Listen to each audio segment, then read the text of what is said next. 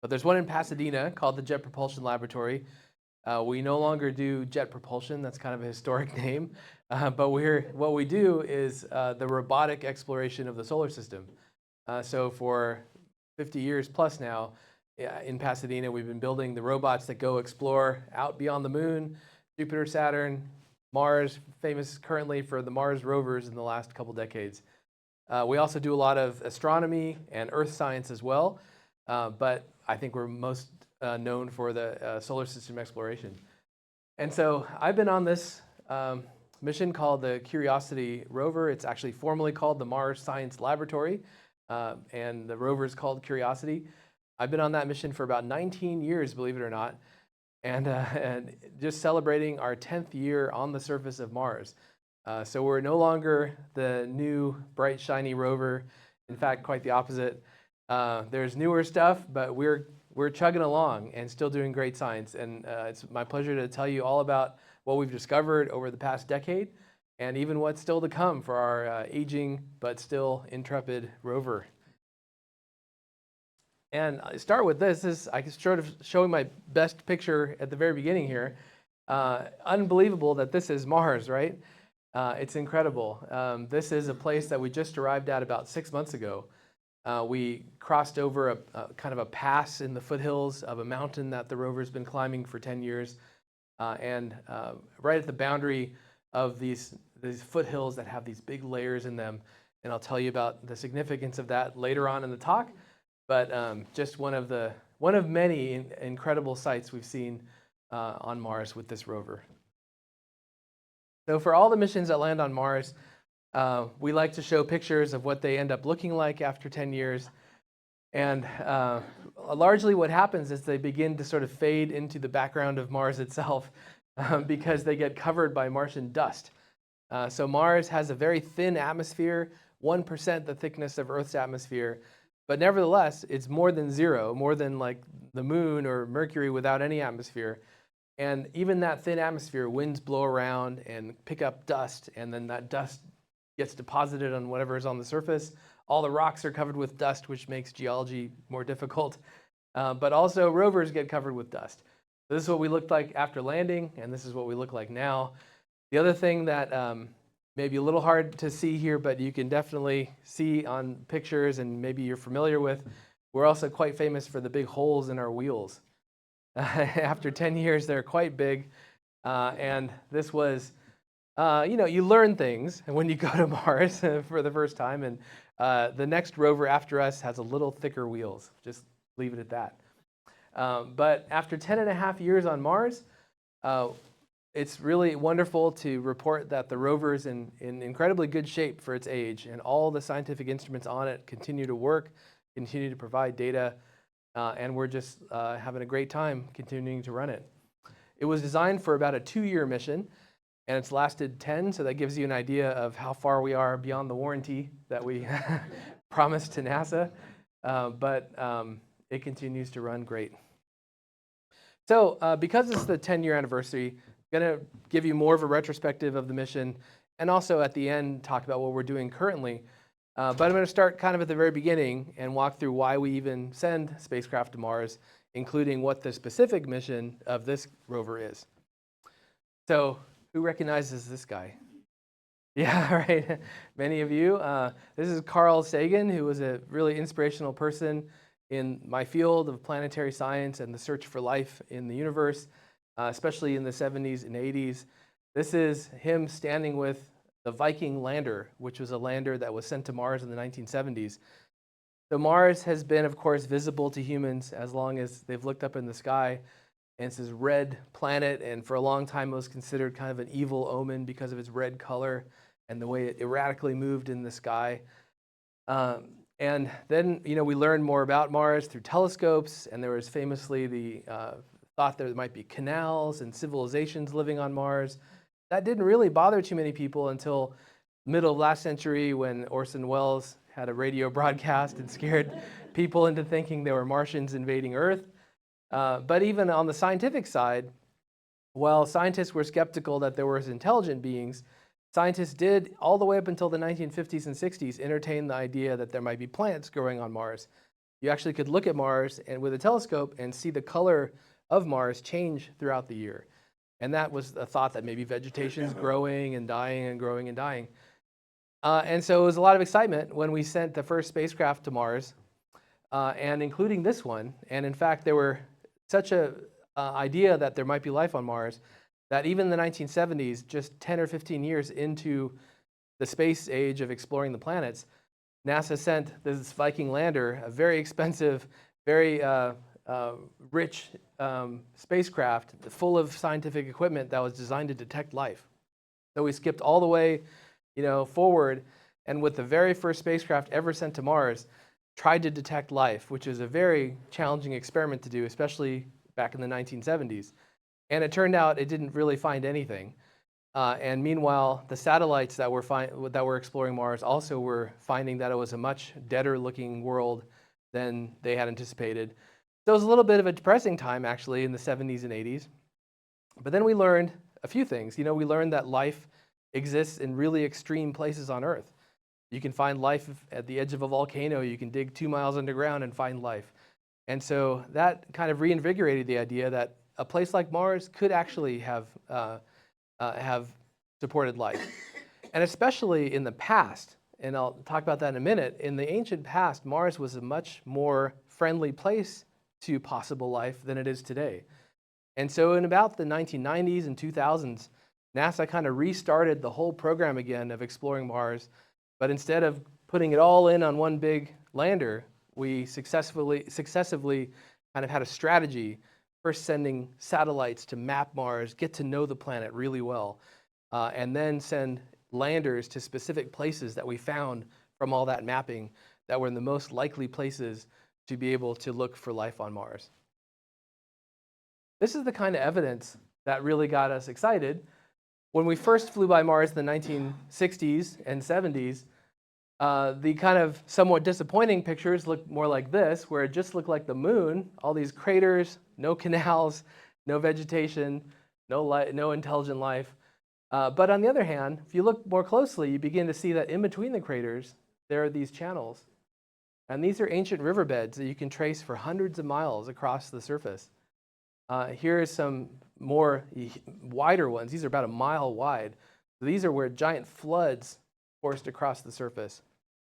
And only in the 2000s, where we had almost like spy satellite quality cameras at Mars, we could find things like this, which is an entire river delta. So if you took away the Gulf of Mexico and exposed the Mississippi River going into the ocean there, you would find a huge complex of mud that has all these branches of rivers underground. This is a huge river delta system. Of course, all this happened billions of years ago on Mars. It's very dry today. And this kind of shows that. Today, Mars has a polar cap with a lot of ice in it. So we know there's water on Mars. Often people think we're searching for water on Mars. There's a ton of water on Mars. It's just all frozen. And so the atmosphere and the ground are like bone dry today and could not support life. But in the past, there might have been huge oceans when all that water that's today frozen up would have been liquid if the climate was warmer. And so, if you kind of go back 4.5 billion years ago to the present, the early 1 or 2 billion years of Mars, we think were wet and maybe quite warm. Then there was this middle age we call the Hesperian, where the climate changed from wet and warm to dry and cold. And it's been dry and cold for 3 billion years. So the chances that life ever took hold on Mars would be greatest in these earliest time periods. This first time period, the Noachian, named after Noah, lots of water, or the Hesperian. And so this Hesperian, this middle time period is especially interesting because not only would we have the tail end of all the wet time period on Mars, but we'd also get to understand how that climate changed to wet to dry today. And that's really where we've aimed to study with our Curiosity rover. I mentioned we kind of kickstarted the whole Mars program again in the 2000s. And this is, after sending all the satellites to Mars and mapping the planet, we began sending spacecraft to explore at the surface. And one thing we wanted to learn how to do is drive around on another planet. And so this little guy was invented. This is the Sojourner rover, and it traveled in a big circle around its mothership. Lasted about 2 months, but we learned how to drive on another planet. We learned how to invent a suspension system and a 6-wheeled, really capable off-road vehicle because there's no roads anywhere on Mars. And then in 2004, Spirit and Opportunity were sent. These are twin rovers about the size of a golf cart. You can see me for scale. And these were sent to, this one didn't really have any pure scientific goal. It was really just to learn how to drive. These were sent to 2 different places on opposite sides of Mars where we had that evidence that once water was on the surface. And the purpose of these guys was to go to those places so that geologists on Earth who are running these rovers could actually confirm that evidence, like on the ground with their own kind of robotic eyes, we could find that really liquid water did flow across the surface of Mars once. And in 2 different places, Spirit and Opportunity each found that evidence. So then we're taking kind of a baby steps approach back to understanding eventually, if life ever took hold. And there's 1 step left before we'll go back to what Carl Sagan was doing and trying to directly detect life. And that step is what Curiosity is filling, and that's to understand what we call habitability. So Mars, we know, has water, but water's not enough for life. You also need other things to support life. So we're asking with Curiosity, was Mars ever habitable? And while I have this picture up, just point out again, the polar cap up here actually holds a lot of water. If you melt the polar cap, you get about 30 feet of water around the whole planet. So yeah, it's you can imagine that you change the climate a little bit, all of a sudden you have a big ocean. These are 3 big volcanoes, and this is the biggest volcano in the solar system. And these are 3 big volcanoes, and clouds form behind these volcanoes as the wind blows across them. So even with its very thin atmosphere and tiny amounts of water in the atmosphere, you still get some kind of Earth-like things going on. But I mentioned Curiosity was sent to understand the habitability of Mars. So what does that mean? So this is a place on Earth that's actually habitable. Things grow there, but it's called Death Valley because it's kind of maybe on the edge of what we consider a friendly environment for life. But nevertheless, it has all the things that life requires. Life requires long-lived liquid water. So when you're trying to see if life ever could take hold on another planet, you can't just have water for a minute or a year. You need water for millions of years for biology to take hold and do its thing. You also need chemical elements and nutrients for life. You need things that run the machinery of life, like carbon atoms and carbon-based molecules, hydrogen, oxygen, nitrogen, sulfur, phosphorus, all the things that do the machinery of life in our bodies. You also need sources of energy. Sunlight is present on most of the planets, unless they have very thick atmospheres. But also, like I mentioned, you can dig a hole 2 miles underground on Earth and find life living there. So there's other chemicals that we can look for on Mars and minerals that could support life in that way, just like microbes can draw energy from those chemicals and minerals in rocks on Earth. And finally, you want to avoid things like extreme temperatures. So that rules out places like Venus, where it's 700 degrees at the surface. Rules out places that are too acidic. You could have water, but if the water would, melt your face off, that's not very good water for life. And you want to avoid too salty environments and too much radiation. And that's a little bit of a problem on Mars. With its thin atmosphere, a lot of radiation still makes it down to the surface. You'd have to have some pretty good SPF, if you're going to live on Mars today. So now we know what the mission of Curiosity is. We already know there's water. We're not trying to detect life directly. We're right in that middle ground of understanding the habitability of Mars, whether the conditions could have supported life. And so we sent this big rover, and the reason it's so big is because there's no single measurement you can measure. There's a whole laundry list I showed you to measure habitability. So we had to bring a lot of scientific equipment and do some pretty detailed studies, which involved actually sending 2 big laboratories to Mars. So those laboratories are in the front of the rover. It's the first rover sent to Mars. that has laboratories built inside of it. And you also need something to feed those laboratories. So we have a 7-foot robotic arm with a big drill on the end of it. And so the idea is to go to a place on Mars that dates from 3 or 4 billion years ago, just that sweet spot in time where the planet was changing from wet to dry, and sample the rocks by drilling into them, acquiring powder from those rocks, and then feeding that powder into the laboratories and understanding whether the rocks are telling us that the water was there, that the water was not too salty, that the water was not too acidic, all those things we're trying to find out. And so that's really the concept for what the rover is and what it's doing.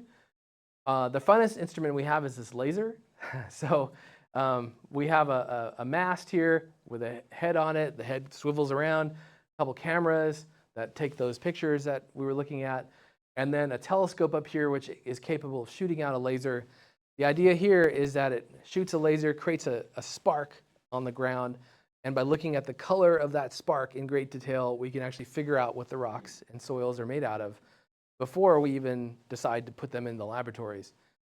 So what we do on a daily basis really is we drive around, take a lot of pictures, have all of our geologists on Earth study those pictures. They figure out where they want to go.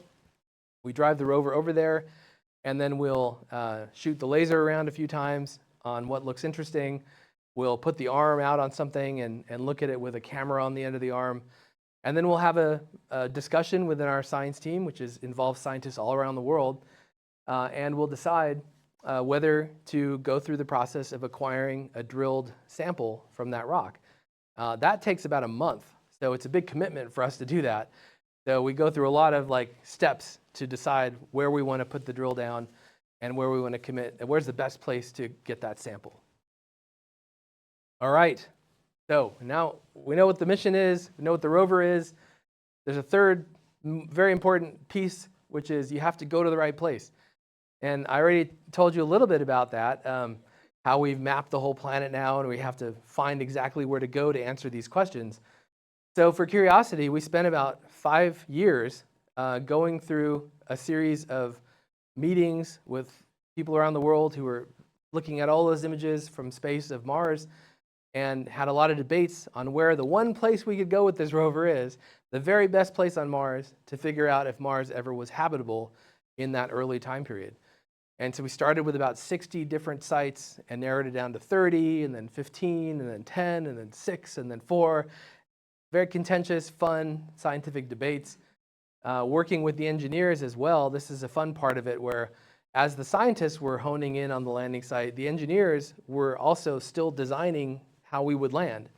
And so often there were debates, or we would get new information saying, you can go anywhere on the planet. Actually, no, you only can go to this latitude range. Oh, actually, you can only go if the site is below this certain altitude. And we had to keep kind of readjusting where we were looking for those great landing sites. And it all came together in 2011, where we picked this site, which is called Gale Crater. And it is a 100-mile crater that formed a giant impact on Mars a long time ago. And it has a little peak that forms. Often big craters have these peaks where the ground kind of rebounds after the impact. But what made this crater really special is it also has this big mountain in the middle of it. So this is 100 miles across, and this mountain is about 3 miles high. And when we look at the satellite images of this mountain, the mountain has huge horizontal layers all throughout it. So it's not a volcano, and it's also not part of the crater. It's what geologists would call sedimentary rock. So rock layers that formed as sediment were layer after layer was brought into the crater by wind or water and then slowly built up this mountain. And this was actually where sedimentary rocks were discovered on Mars.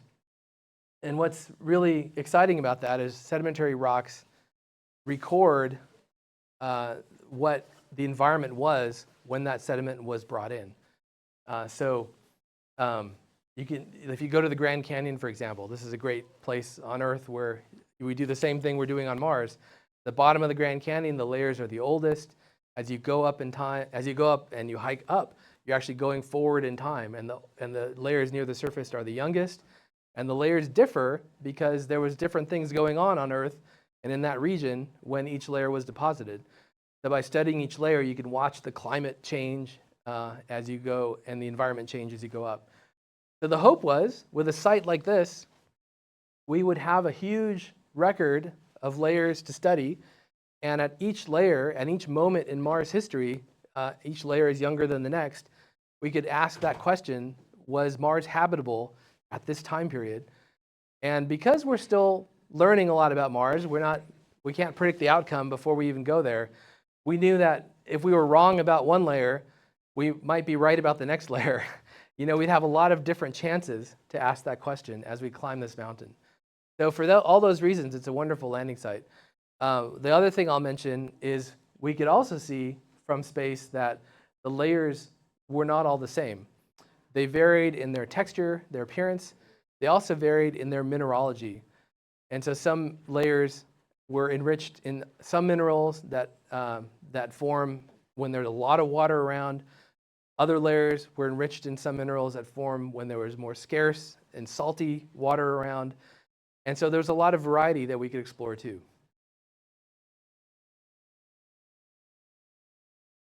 So this is what it looked like just before the rover was sent off to Florida to be put on a rocket.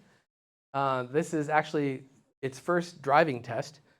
You have all these engineers who are intently watching it as it's spinning its wheels and driving back and forth for the first time. You also notice how they're all wearing their bunny suits. The rover was built in a very clean environment because one of the things we're trying to do is look for those carbon-based molecules on Mars as potential, things that could have supported life. And the last thing you want to do is send a piece of hair or a greasy fingerprint and then have that be your discovery of life on Mars. And so no one's ever touched the rover. The most sophisticated robot NASA's ever built at the time, and yet you couldn't even touch it, which makes it more complicated to build. And the other thing I'll point out is that it's plugged in, and we don't have a 100 million mile extension cord to Mars. So what's missing in this picture is in the back here, there's actually, on the real rover, there's about 10 pounds of plutonium that power this rover. And this is something that we do often on spacecraft that go far out in the solar system where the sun is so dim that you can't have solar panels.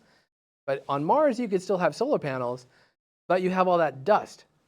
And so when you want to have a mission that's going to last a long time, you want to use the plutonium and not the solar panels. But plutonium would not be very safe for all these guys. And so it's actually not installed on the rover till the rocket is on the launch pad, like right before you launch it. Then the Defense Department shows up and hands you your plutonium. Pretty exciting. All right, so we landed successfully. It's wonderful to see. I won't show it today, but if you haven't seen it, I figure a lot of people have at this point, but it's a really dramatic way to land something on Mars. You can YouTube it. It's wonderful to see. But these are the scours from our rocket engines. We landed off in the distance from the actual mountain. So here's Mount Sharp, that layered mountain. We had to land a couple miles away from it just to land in a safe, flat area. And then we chose this area to drive to, and this is what's on the next slide. So I'm going to zoom into this corner of the mountain there. And this is what we had in front of us. So we had to drive across these rocky cratered plains. We had to cross a big dune field. And then we got to these big layers that we had seen from space, a layer that's enriched in iron oxides and basically rust, so hematite, which gives Mars most of its orange color, this mineral hematite. And then above that, we could even tell from space that there was a layer enriched in clay minerals. This was the most exciting one for us because clay minerals are exactly what happens when you have a lot of water breaking down volcanic rock. So like the Hawaiian Islands form out of volcanoes and they're slowly turning into clay minerals. And so this was our best hope for discovering a habitable ancient environment. And then we have this magnesium sulfate bearing unit. basically it's Epsom salts, are what magnesium sulfates are. They're the kind of thing that form when water is drying up and leaving salts behind, like in a dry lake bed. And so the thought is that, we have all these different units. Every one of them involves water in the past. We could see if any of them were places that life could have survived.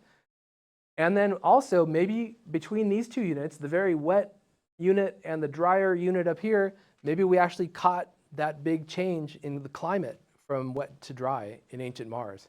So even if we never discover anything with life, we'll at least learn about how Mars changed from this very wet, warm place to the drier place it is today. So we landed. You can kind of just see it here. Landed off to the side. This is the mountain. This is that area we want to explore. We had to drive all the way across the plains. But the first thing we did is drive the wrong direction over to this place called Yellowknife Bay. And that was because we can't aim spacecraft perfectly from 100 million miles away. So we could land sort of anywhere out here. And when we figured out exactly where we did land, we realized we were only about 5 football fields away from a place that looked just like an ancient lake bed that was on the crater floor. So of course we had to go check that out. And we did, and this is what it looks like. So you saw like where we landed, it was just kind of gravel and rocks. All of a sudden we drove 5 football fields away and we got to this area where this is huge expanse of flat, intact bedrock. And it does, really look like it could be an ancient lake bed, even to your eyes. We drilled into it, and we spent our first year on Mars at this site because it was now our #1 place to go look for an ancient habitable environment. We drilled into it. We found that the rocks were full of clay minerals. This was not known from those satellite images, a great surprise for us. The geologists studied the makeup of all these rocks and concluded this was an actual ancient lake bed. And we even found organic molecules in these rocks, so carbon-based molecules. So sometime 3 or 4 billion years ago, there was a lake out on the crater plains, and in that lake water, it was, I didn't mention, it was fresh water too. We could actually tell that it wasn't too salty, it wasn't too acidic. I think my pointer has died, but that's all right. So we could tell immediately that this place 3 or 4 billion years ago had a lake, and the lake was something that could have supported life. It had the nutrients and elements that life needs, the carbon-based molecules, the hydrogen, the oxygen, the sulfur, the phosphorus, etc. It had, and it also wouldn't have, if you dropped a microbe in it, it probably would have lived and not died because it also wasn't too acidic or too salty. So this was a wonderful discovery, and it really satisfied all our mission objectives in that first year. We went to Mars to figure out if Mars ever was habitable. We found a place to do this set of experiments with our laboratories, and we determined that, yes, at this moment in time in Mars history, Mars had a place that could have supported life. So that was great. We published a lot of papers, gave a lot of talks, and breathed a big sigh of relief because we had satisfied what we had signed up to do, and we still had this whole mountain ahead of us to explore. So it's been really a lot more fun since then. That was a very stressful first year. This is what that lake could have looked like. So this is a lake in Chile in the Atacama Desert. And I just show this to make the point that I don't mean that 3 billion years ago Mars was a tropical paradise. It could have just been barely habitable. It had been a very dry place, but still just wet and warm enough to have a lake on the surface. And you can even see in this lake, it's evaporating, so there's like salt deposits at the rim. Probably very much what Mars was like 3 or 4 billion years ago. So then we drove across the plains towards the mountain. We're getting closer, you can see. And we found a river delta as we were driving across. So additional evidence that there was a lot of water even on the plains of the crater before we even get to the mountain. A river delta, like we saw a picture earlier, is what happens when you have a river transporting a lot of sand that's mixed in the water, and then it gets to a standing body of water like a lake, and the water stops moving and all the sand falls out, and you form all these sandstone slabs that are kind of tilting towards where the lake used to be. And so it was wonderful to discover that, and it made us excited to kind of keep following the river downhill into the basin. And we had a prediction then that when we got to the mountain itself, we should find the sediments of the lake itself. So, up at the crater rim, we had rivers. On the floor of the crater is where those rivers emptied out into the lakes and formed the deltas. As we keep driving in, we should find the actual lake sediments. And that's what happened. So this is kind of just a close-up, but what you're looking at here are individual layers. Like the rock has just all these beautiful millimeter layers in them, and these are very flat layers. The sediment is very fine, and what it is actually the silt that was in that lake. You can imagine a lake that's kind of silty, like the Colorado River water or something. And when that Colorado River, if you put it in a lake, that silt would slowly settle out and form mud at the bottom of the lake. And over time, each layer of mud, maybe once a year, new sediment comes in. Each layer would be form, and then over a long time, as the layers get buried, they turn into rock. And so we found these layers of mud, and actually we found something like 500 yards, vertical yards of this stuff. And so if you count just the layers, it'd be hundreds of thousands of these layers. And so lakes were there at this site for probably at least a few 100,000 years, but we actually think probably more like millions or tens of millions of years, based on the 400 or 500 yards thick of sediment. But they weren't there forever. Sometimes they shrank in maybe a dry year.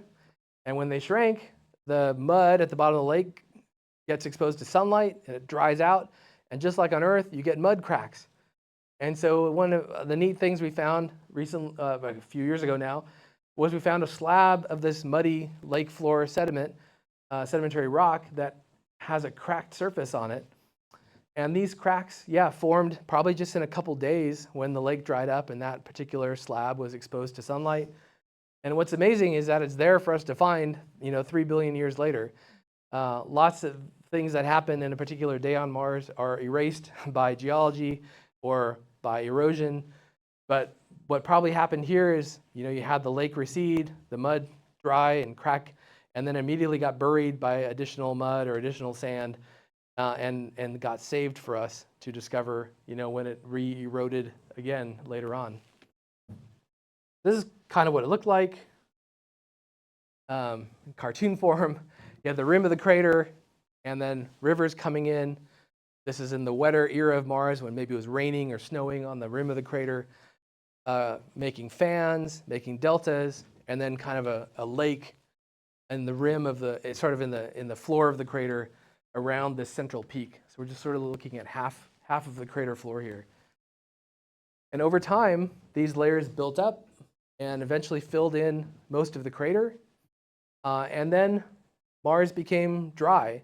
And so then for a few billion years, instead of depositing new material in this crater, the wind began excavating the material away. And so that's how we think we end up just with that shape of the mountain that's left.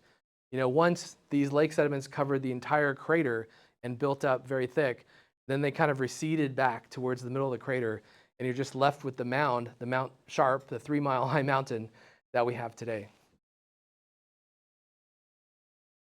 This is our gallery of drill holes. So we've drilled 37 times so far in our 10 years. So it's not very often because, like I mentioned, it takes about a month.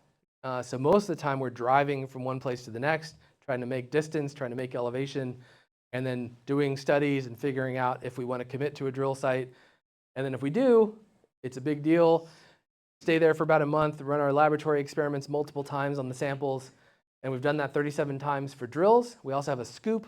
So every once in a while, we'll come across some loose sand we want to study. So we'll scoop that up and put it in the laboratories, study that. But one thing I want to point out here is the different colors, which are quite significant for what we're trying to learn. Most of Mars is like this. It has that rusty color because the iron in all the rocks has basically become oxidized, rusted. And so when you have, the surface of Mars is often that orange color, and when you drill down, sometimes the interior of the rocks are too. And that is not unexpected. That oxidation process could just go into the rock. But it's not great if you're trying to figure out habitability, or in the future, if you bring these rocks back to Earth and try to look for life, ancient life signs in them, that oxidation could destroy, like any organic molecules or any signs of microbial life that might still be in those rocks. So what was neat is that some of the holes we drilled have the color of Mars on the outside, but when we drill down, the rock's interiors are gray. They have not become oxidized. And that is a much better place for us to look for organic molecules that have not been degraded by the oxidation. So it's good to know that there's places on Mars where that evidence is still preserved. It hasn't all been destroyed in 3 billion years. And so we did find organic molecules, as I mentioned. We haven't found anything like super complex. We haven't found amino acids or really complex organic molecules, largely because of the time that's gone by. In 3 billion years, those things just don't survive, living or not. Even complex non-living organic molecules break apart and degrade, become oxidized. But we find these little ones that are probably used to be bigger molecules. And one thing that's shown here is we find a lot that have sulfur in the organic molecule. And we find, in fact, way too many that have sulfur.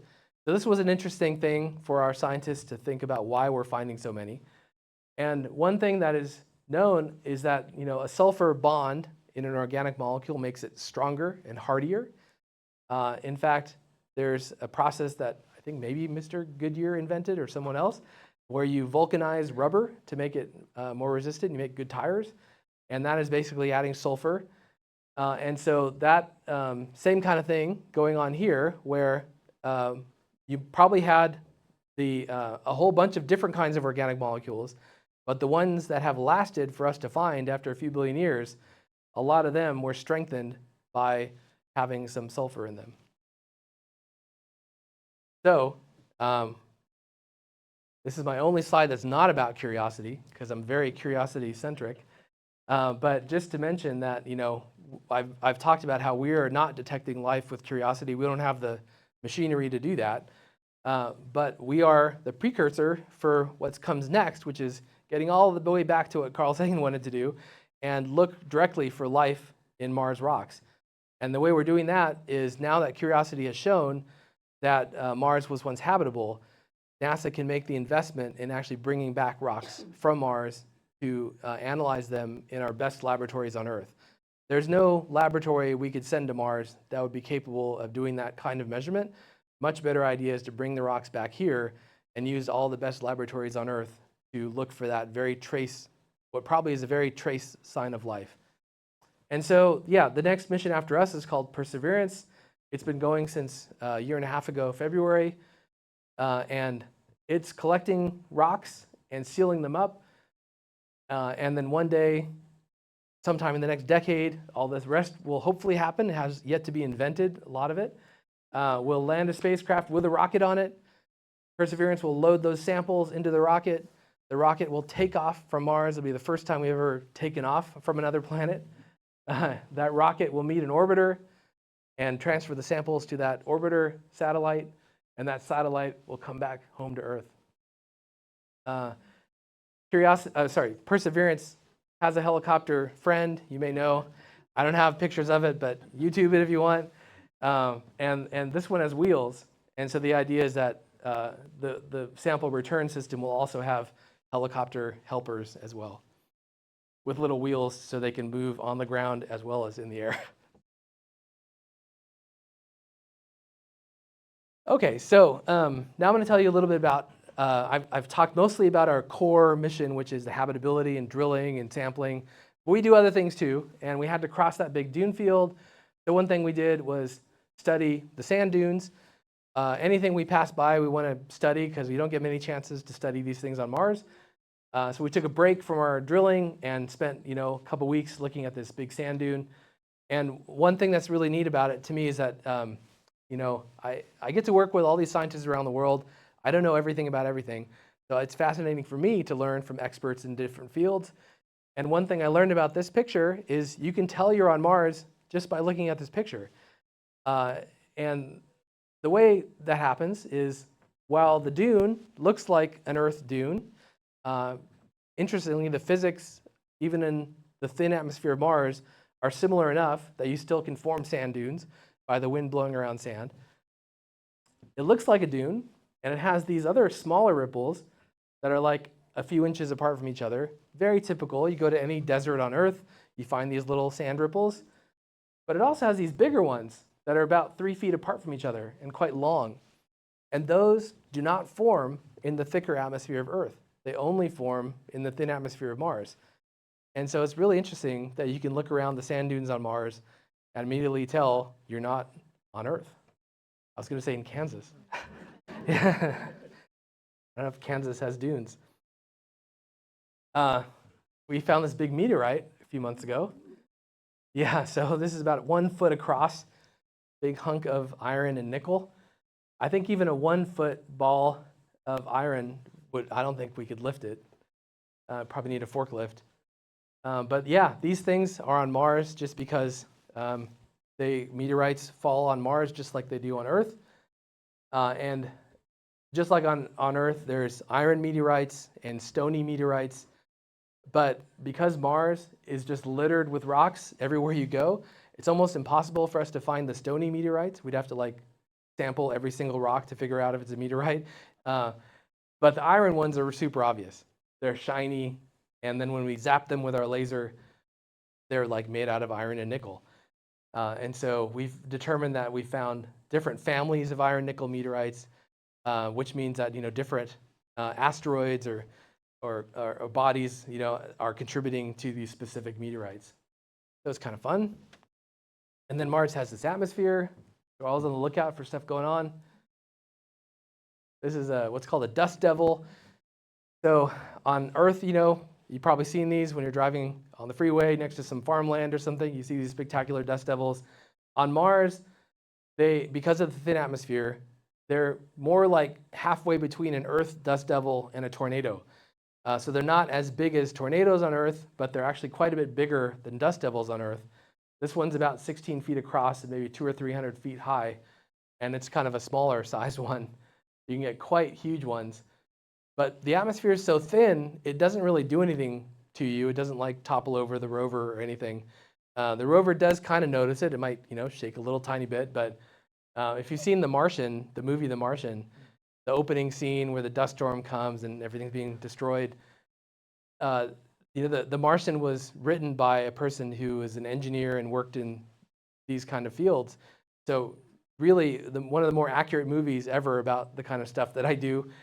But he would be the first to admit that opening scene, they kind of got forced on him by Hollywood. They had to have something dramatic going on. But really, dust storms in a very thin atmosphere are not that dangerous because there's just not a whole lot of air to blow around.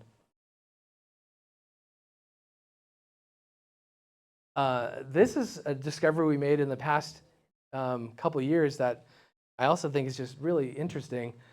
So this is what's called a noctilucent cloud.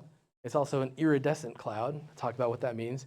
But one day we were taking pictures of the mountains, and sometimes the sunlight can be too harsh, just like when you're taking pictures on Earth. And so sometimes we'll take pictures early in the morning, just before the sun is up. You get nice even lighting. Or we'll take pictures just after the sun sets. And we're taking pictures of a mountain and then not at all caring about what's going on in the sky. And all of a sudden we took pictures after sunset and there was all these clouds in the sky, totally unexpected. And noctilucent clouds are very high altitude clouds. These form on Earth as well. And the reason they're so bright is like the sun has already set from your perspective on the ground, but the sun is still illuminating the clouds that's high up. And so they're very bright against a dark sky. And so we got this gorgeous cloud, and this is one of many. And we realized they only form for about 3 weeks or so every Martian year. And they're noctilucent, meaning they're night shining. And then they're iridescent, meaning they have these colors. You can kind of see it's green up at the top and purple in the middle. And those colors are kind of a rainbow effect. The water ice crystals, actually this is a carbon dioxide cloud, so it's dry ice crystals diffract the light and cause these color variations in the cloud. All right, so we've now I'm going to talk to you about what we've been doing kind of in the last year and what's still to come. So now we've driven, we've landed over there, Yellowknife Bay. We've drove across the crater plains in the second or third year of the mission. Then we spent the last 8 years climbing the mountain. We're where the star is now. And we've gone through the hematite unit, which we renamed the Vera Rubin Ridge. We've gone through the clay unit, and we had great additional discoveries of water, ancient water, and organics. The clay unit turned out to be exactly what we hoped, the place where a lot of the water was in that when Mount Sharp was being built up. And then we're right at the boundary now between the clay unit and that Epsom salt layer where things were drying out. And so now it's time to really see if those lakes disappear and we enter an era on Mars where there's no more lakes. So as we climbed up, the views got more and more scenic. You look behind us, you see the crater floor that we landed on, and then the rim of the crater in the background. Mars has a kind of on and off dusty season. It's dusty for half the year, and it's clear for half the year. And so when it's clear, we just get these amazing views. And when it's dusty, we can't see the crater floor anymore. But we've been climbing up. This is maybe a little hard to tell what's going on, but this is like a visualization of what the geology looks like. Been climbing up on this gray path, and we're going from the clay unit up to the sulfate unit. This is what it looks like on the ground. It might remind you of the cover slide, the first picture I showed you, because that's really, now we're right up where we started. The clay rocks are soft. The clay is pretty soft, and so they tend to form these flat surfaces, like at the bottom there. And then the salty rocks, the sulfate-bearing rocks, tend to be harder. They erode. They're more resistant to erosion, so they form these hills and cliffs. So it's a real striking change in the geology from the flat clay rocks to the hills. And we just entered this kind of dramatic new place on the mountain. After 9 years, we just got to this transition in October of last year. Oh, I forgot. I put the cover slide back in. Yeah, because it's such a great picture. So actually, this is right when we kind of went over a pass and saw this wonderful sight of all these sulfate unit hills before us. And you can see there's a lot of debris, a lot of sand. This also gives you an idea of the challenges of driving a rover around another planet where there's no roads. And so we often can't take a straight path. And so we have rover drivers who are skilled at kind of weaving their way in between all the different things that could kill the rover or destroy the wheels even further. So when we got up close to one of these sulfate hills, all of a sudden those rock layers that make up the hills are no longer flat. They're no longer, horizontal layers one after another. They have these wonderful shapes to them. The layers cut each other off, meaning that layers were deposited and then other layers, and then wind kind of destroyed those layers and put new layers on top of them. And this is exactly what you get in a windy environment, a dry environment, instead of the mud forming at the bottom of the lakes. So as we went from the clay unit to the sulfate unit, we went from a lake era to a dry sand dune environment, which very much tells us, that transition from clays to sulfates really was a transition from wet to dry in the ancient climate. So the last thing I want to show you is one of our most recent discoveries and also one of the most unexpected. So on this graphic, there's something labeled there called the marker band. See if there's a place I can point it out pretty clearly. It's what it is. I'll just imagine. I'll point it out. I'll describe it. So all these layers on the mountain are mostly orange. They vary a little bit in color. But the marker band, there's this thin, dark layer that you can trace across the whole mountain. Really strange, because from a geological point of view, it means that something very similar was happening for a long time, and then something similar was happening above that. But then right at that dark layer, something very different happened to form that dark layer. And it was a bit of mystery. Like, what would be so unique in the history of Mount Sharp that could leave this singular dark layer behind? Did a volcano go off? Did an asteroid hit? Was it like the thing that destroyed the dinosaurs on Earth? And so we were curious to get there. And when we got there, this is that dark layer, the marker band, and it's more resistant to erosion. So the softer rocks get eroded back, and then big chunks of the marker band fall off. And it had this texture to it that we just had no idea what was going on. It really is unrecognizable. There's, the geologists on the team were just kind of stumped. Don't really know what this could be. It looks a little bit like a lava flow in a way, but there's no reason to think there was any volcanoes in this particular impact crater. So, we drove on top of it to get a better understanding, and things started to get a little bit more clear. So here's where we were before, and then this is the big surface of the marker band, and just showing you how you can trace it around in this valley for a long ways. And then when we look even closer, we realized that the whole surface of the marker band is just covered by these ripples. You can see kind of here the best. And it looks really recognizable to as ripples like that form in sand, but not the kind that form on sand dunes, which tend to be very kind of sharp pointed ripples, but very smooth ripples like the kind that form underwater in like a near shore of a lake when the waves are sloshing the water back and forth. Then under the water at the bed of the lake, you get these very smooth ripples forming in the sand. So the whole marker band was just covered by these things. There's thousands of them.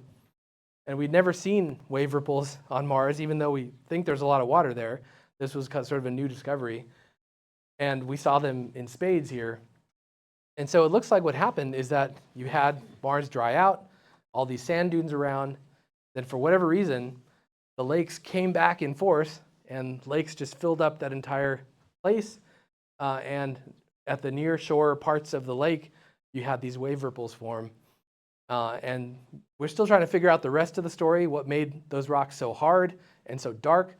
But at least we know so far, as of this only a couple months old actually, that lakes were involved. And so the story of Mars going from wet to dry wasn't like a smooth, continuous transition. There were interesting climate shifts that happened as that transition was going on. So was Mars ever habitable? I hopefully convinced you all that it was, and we found the evidence of that in multiple places, out on the crater floor, in the clay unit, and then even in the marker band, evidence of water being there for a long time. And then as we drilled the samples, evidence of all the other things that we needed to determine that if life ever took hold, we still don't know if it did, but if life ever took hold, Mars was able to support it. And so, yeah, probably for tens of millions of years, and probably even longer in the subsurface. That's one thing I could give a 4-hour talk now on all the results, and so I don't want to bore you that much, but one thing, if I had another hour, I'd show you all the evidence that water continued to be in the mountain even after the lakes disappeared. We have lots of evidence that water flowed through the surface and left minerals behind in cracks in the rocks and in nodules in the rocks. And so even after the lakes disappeared and the sediment, the muddy sediment turned into rock, so a lot of time went by for that to happen. Only then those rocks cracked and water flowed through them even after that to deposit those minerals. So the next thing we're doing is climbing up further, and in this calendar year, we hope to get to another, what should be a very strikingly new place again, and something we've never seen, which is higher up on the mountain. It looks like we're going to be going into a big valley where a river once flowed down. And so, we saw evidence of rivers out on the plains of the crater.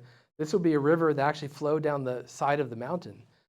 And what's interesting about that is, I kind of briefly told you the story of how we think the mountain formed. It didn't form as a mountain, it formed as flat layers that filled the whole crater, and then wind later on eroded those layers back into the shape of a mountain.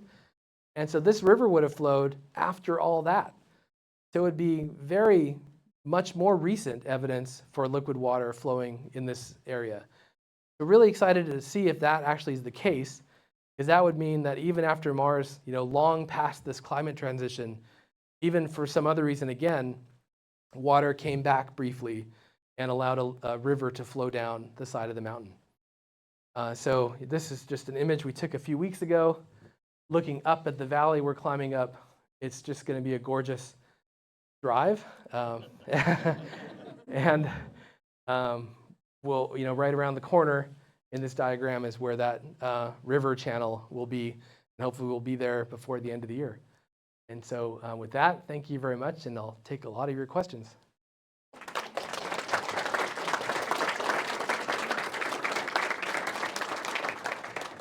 If everyone needs to go, that's fine. I know it's been an hour, but happy to take anybody's questions too. Yeah. Decided on what optimum water up.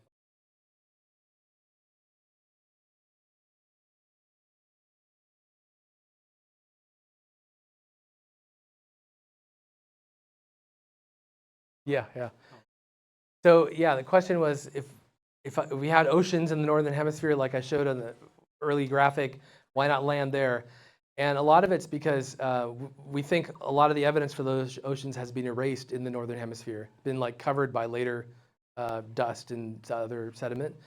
So a place like Gale Crater, it's a big hole in the ground, which we knew would have a good chance of collecting water.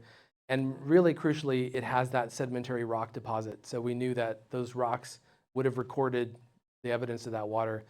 So we really were chasing sedimentary rocks, and we didn't know they existed in the north. Yeah.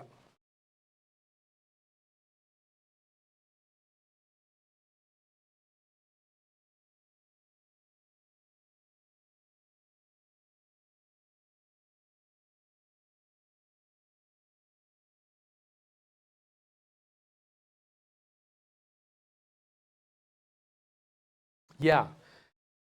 It's a little bit of a complex story, but I think I've learned how to tell it somewhat fast. So the question is like, we've talked about this climate change going on and a thicker atmosphere supporting a warmer Mars. What happened to lose that atmosphere? And as the gentleman said, what largely we think happened is the influence of the sun. So the sun emits streams of particles called the solar wind, and if left unprotected, those particles will begin stripping off an atmosphere of any planet, including Earth's. But Earth has a magnetic field that shields it largely from those particles coming from the sun. Mars did once as well, but Mars is also a smaller planet. And magnetic fields, this is where it gets a little bit complicated, but magnetic fields form when you have liquid magma under the ground that's convecting, and that forms a magnetic field. And because Mars is smaller, it cooled faster. And that shut off that circulation and ended the magnetic field about 1 billion years into its life in Mars's existence. And after that, the atmosphere started being eroded away by the solar wind. And so that's what we think of ultimately drove the transition from the thicker, warm atmosphere to the colder, thin atmosphere. You're definitely waving.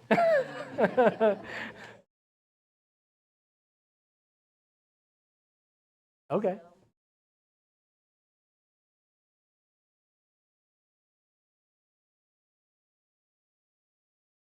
Yeah.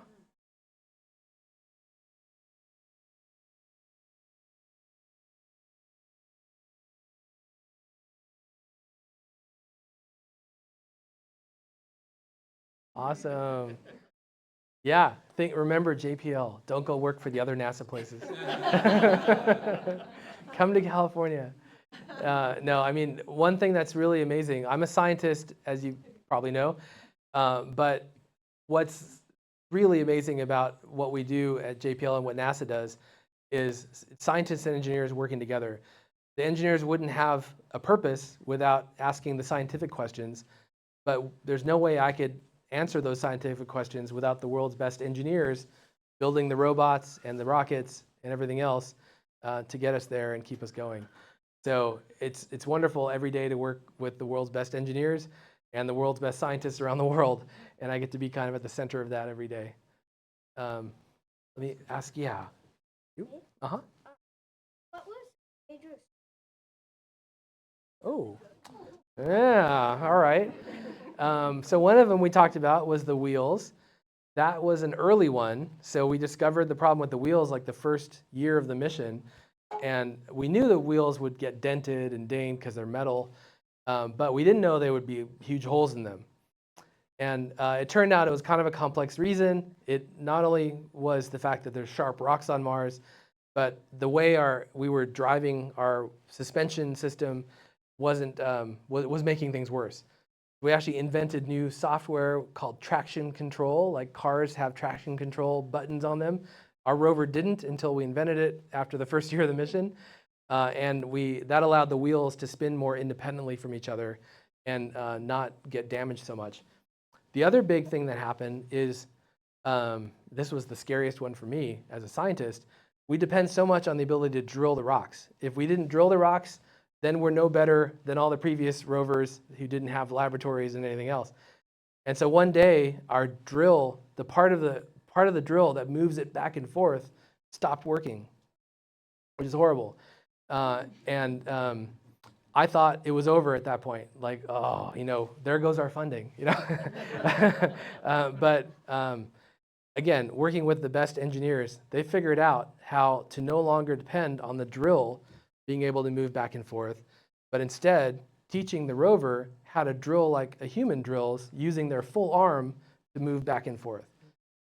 Yeah, and so that's how we've been drilling since then. It's sort of a little bit of a miracle that it was even possible without breaking the arm. We had to figure out that was all possible, but it took about 1.5 years, so we didn't drill for about 1.5 years. And then we uploaded the new software, and we've actually drilled more holes now with our full arm drilling than without. Take one more question here. Yes. Yeah, we couldn't. That was interesting. So we had an idea. So a lot of times scientists will have what we call a hypothesis, which is like an idea, a prediction.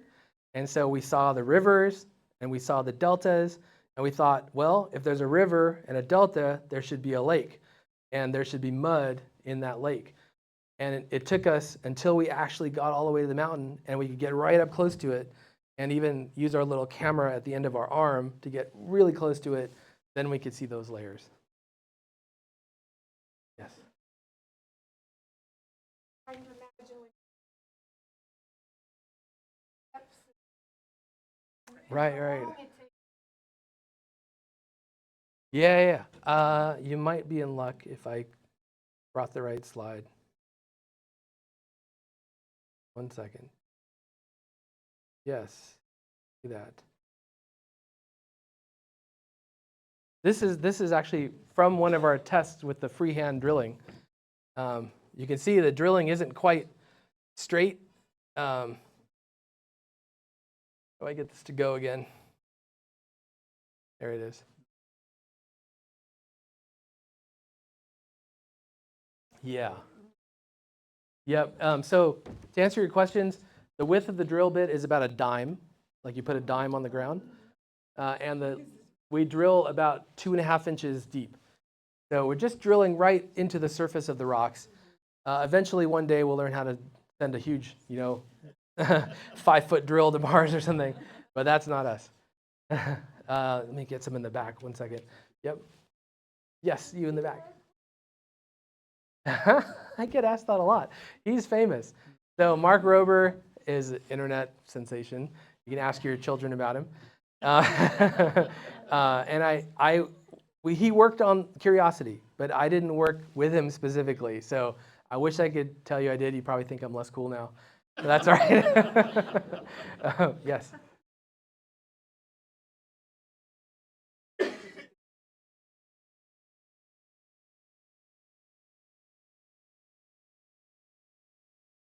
No, I missed the first part. There's a consideration that what was different? Oh, yeah. Yes, very much so. So we think that Mars is probably not habitable today at all. It's too dry, too cold, no liquid water. And so 3 or 4 billion years ago is when we think water was flowing in the rivers and lakes. And so we really focus all of our study on that time period. Ah, I see. Got it. Yeah, it's a good question. We're a little bit stuck with searching for life as we know it. That's kind of the phrase we use at NASA, life as we know it. And if other life could form that didn't need water and didn't need carbon, I didn't even know how to look for it.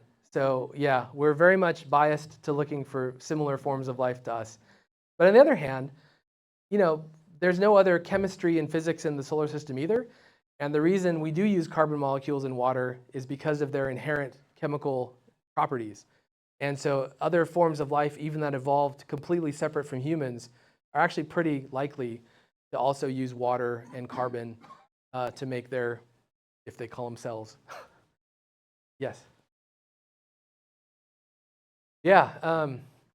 The warranty was 2 years. We hoped to get at least 5, 6, 7, 8. At 10 years, we think we'll admit we're kind of living on borrowed time. There's 2 things that will end the mission, one way or the other.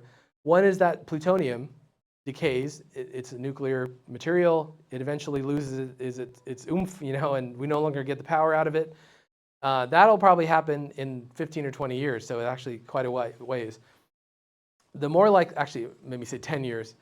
The more likely thing is that we have all these moving parts, so we already lost a little bit of the drill. If we lose a wheel, that's really hard. We don't have spare, you can't drive if you lose one of our 6-wheel motors. The arm, fortunately, we've lost several mechanisms so far, but nothing that we haven't fixed or found a way to get around it. Electronics-wise, so this was a multi-billion-dollar mission, by the way. So that's fortunate for people like me because it means, when NASA builds cheaper ones, they don't build a lot of redundancy into them.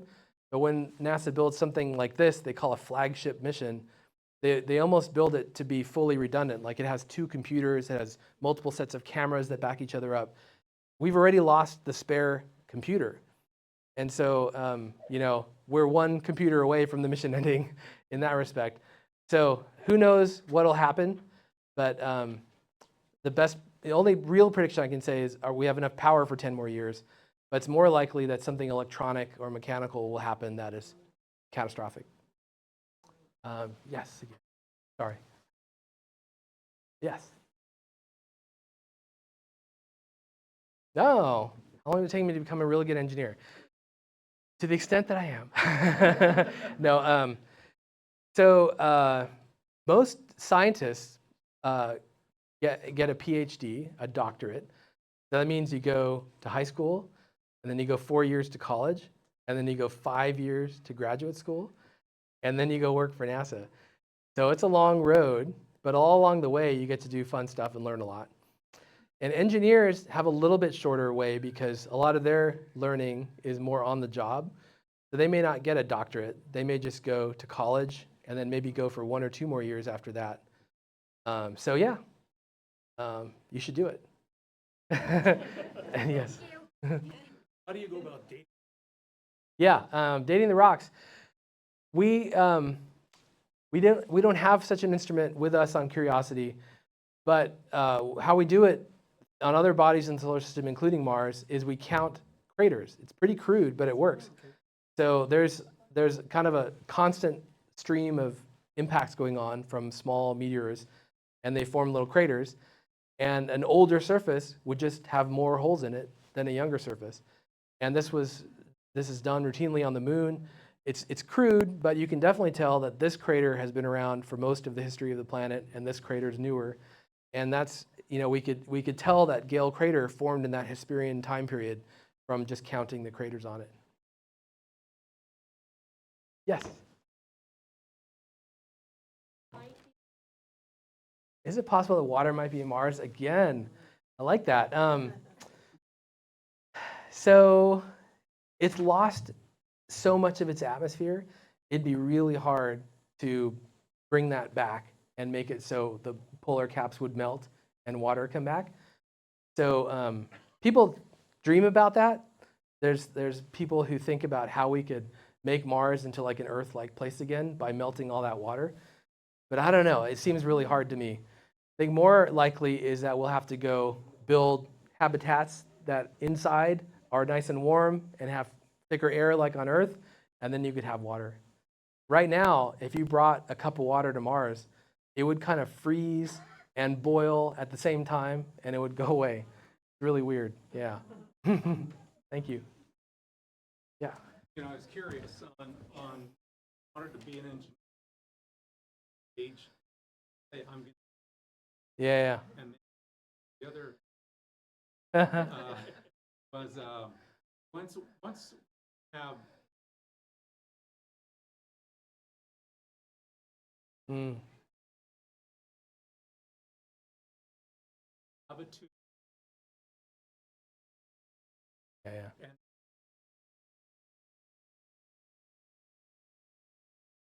living Yeah. So for me, like I think a lot of kids, there's formative years when you're like 8 or 9 or 10, and classic for me. I was lucky to be like a space shuttle kid. That's like my generation. So, I would stay up all night and watch the space shuttle launch. But the bigger influence for me was actually like that picture of Carl Sagan I showed earlier. Like when I was like 5 or 6, the Viking lander landed, and I was too young to realize it, what was going on. But when I was like 10 or 11, started reading like books about that stuff. And what fascinated me was not being the thought of being an astronaut or flying on a space shuttle or a rocket, but actually the pictures of other planets that were first coming in the 1970s and 1980s. So the fact that there was this whole other world like Mars, where there's rocks and sand and mountains, and then similar thing, the Soviet Union landed on Venus and got a similar picture of like, whoa, there's another planet, that's what inspired me. And then briefly, again, I need much longer talk to tell you everything the rover's done, but we have an instrument on the rover that measures the radiation specifically to help prepare for human exploration. So the human part of NASA, which is different from the robotic part, they funded us to fly an instrument to measure the radiation for the first time at the surface of Mars. And so that now we have that quantified to know how risky it is. And it's because Mars' atmosphere is thin, there's definitely like a cancer risk you'd have if you did not protect astronauts. So the other thing we've been doing recently, now that we've gotten to these big hills with the sulfate unit, we've been driving up close to the hills so that a lot of the sky is blocked by the hill, and the radiation kind of comes in from everywhere. And we've been able to like knock down the radiation by like half just by like nudging up against the side of the mountain. So that's an idea. Like we've proven the idea that you could build a habitat, you could use the natural features on Mars to protect astronauts. The other great way that, to protect from radiation is water. So, I don't know the exact answer to what we're designing for habitats, but one idea is just all the water you bring with you to drink, you basically live in it, and that shields you from the radiation. Yeah.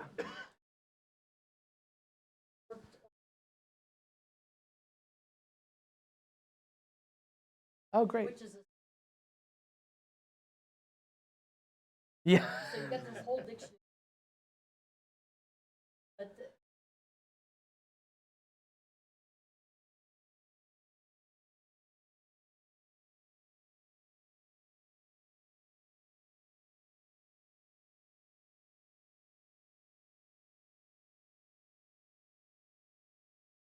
you're interested.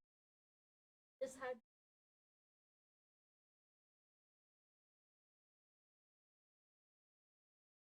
so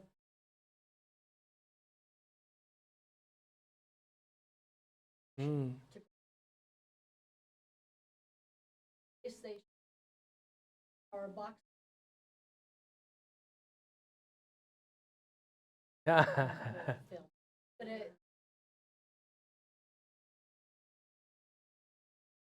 Yeah, absolutely. And they assign you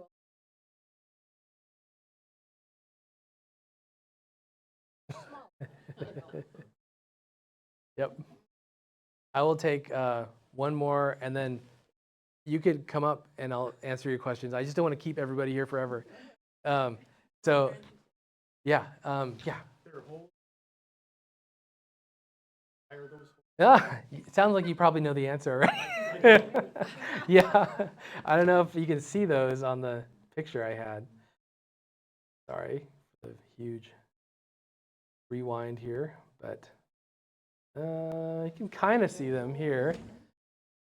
Like, yeah, like here. Yeah. So when we design the wheels, so the wheels are metal, sheet metal. They have these treads on them, and of course they're designed to be as light as possible. So that you know, when we didn't design them to account for the suspension issue, that's why you got the holes, you know, the rocks poking holes in them. They were originally designed with the writing JPL in the side of them, and you know that was just we like, you know, marking up the rover a little bit with our logo. And when the NASA folks in Washington D.C. realized that every time we drive over sand, we would leave JPL, you know, for 100,000 years, you know, on the surface, they didn't like that, and so we redesigned the wheels. And we needed to have holes in the wheels so they could be clamped to the rover during the actual launch. They're kind of clamped in, and so we put these holes in them. But what NASA didn't know is that the holes spell out JPL in Morse code.